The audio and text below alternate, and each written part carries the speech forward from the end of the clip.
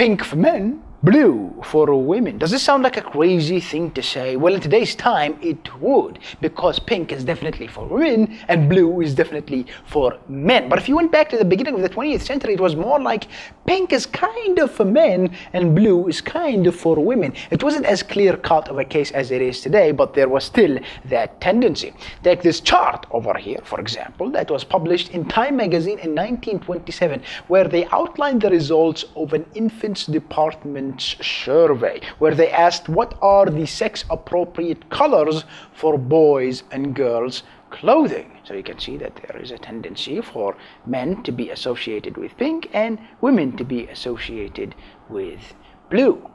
However, it turns out that since that time, women's rights have expanded quite significantly, and we as men, we wanted to find ways to get back at women for demanding their rights to exist. One of the ways we did this is that we told them that pink is a very good color and looks very good on you, and we failed to tell them that pink, physically speaking, might not actually exist.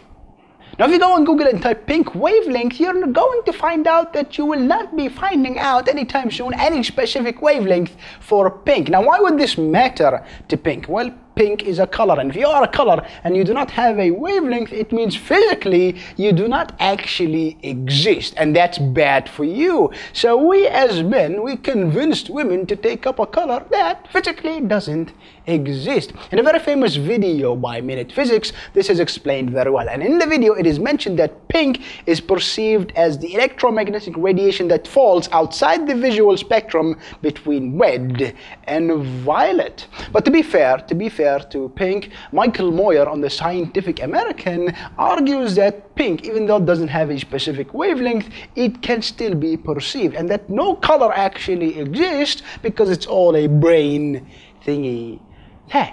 However, even with that, it turns out that we still found new ways to get back at women. Now, the other way we kind of gave women the short end of the stick is by convincing them that this torture device over here is a fashion thing and that you should be wearing it because it makes you look good. However, we failed to tell them that we actually invented this for ourselves back in the 17th century. Why? It is because these things, not exactly in this style, but something along that, allows you to fasten yourself to your horse during battle so that you would not fall down. This was specifically very good for Persian archers who, pretty much had to shoot while they are on their horses, and if you keep falling down every minute or so, that's a big problem. So these kinds of shoes were very practical for them. They knew pretty much that you're not exactly supposed to walk in these damn things. Now, the guy that popularized high-heeled shoes in Europe was a guy called Shah Abbas, who was the owner of the largest collection of high-heeled shoes in the world.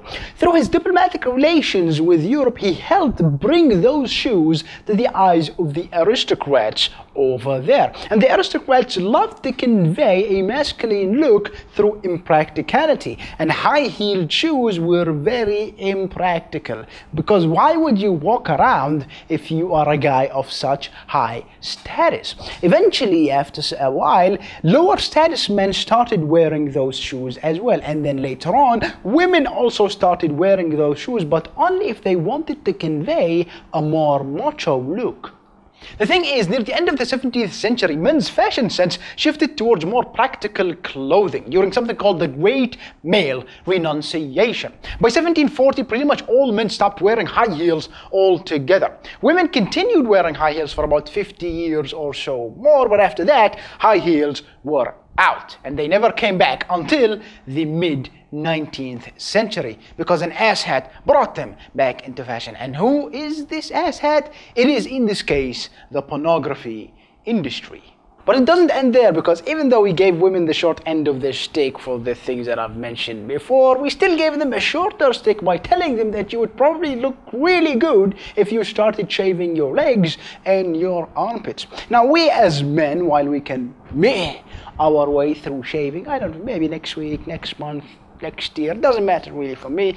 For women, as soon as a teeny tiny bits of hair show up on their bodies, they might as well be the female version of Bigfoot, which doesn't really look too good.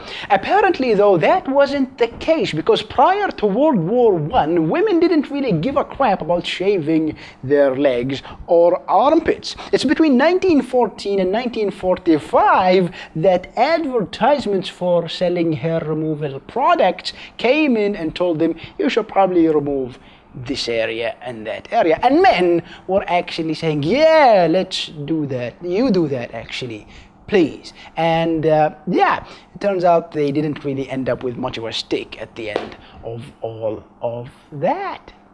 So that has been my take on how men are kind of evil. And with that, thank you very much.